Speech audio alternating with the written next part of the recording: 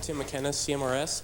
I was wondering, what ways would you propose for people to gain a better understanding of the distinction between personal identity based on achievement and intimate identity in order to prevent problems such as empty nest syndrome and such related things where the entire identity is based on interactions with others?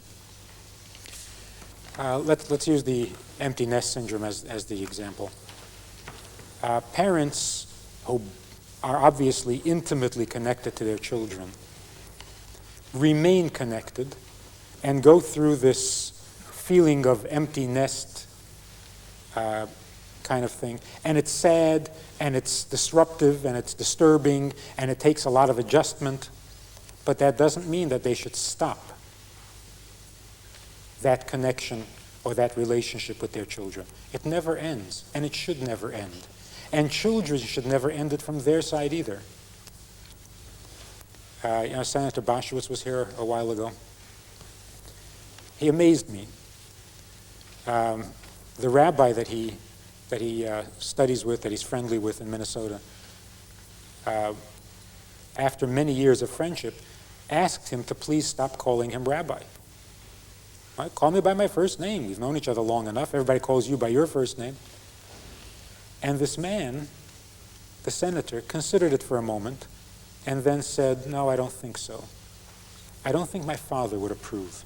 His father was long gone by then. And this is a man who was an adult in his own right, who had done quite well for himself, and yet he attributed some of his own behavior to his father's influence. That's a very healthy kind of continuation, bonding and belonging. We should not give up that bond, and our parents should not give up that bond. The fact that they now have a lot of free time, well, okay, so we need an adjustment in lifestyle, but not an adjustment in belonging.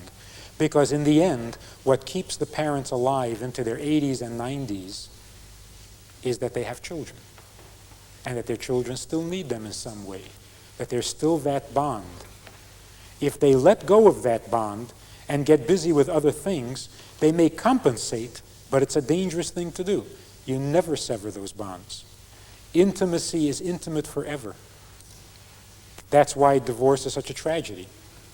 You've given a chunk of yourself to someone, and they're walking off with it.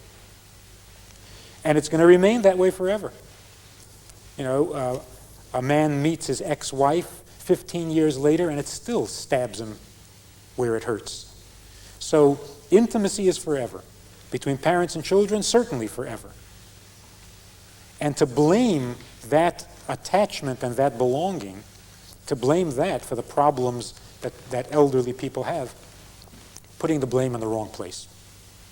Of course, there needs to be activity to take the place of the previous activities, but the bonding should be there just as strong as ever, if not stronger. I'd like to thank Rabbi Friedman for bringing his learning and his views to us tonight with such intimacy himself. Thank you.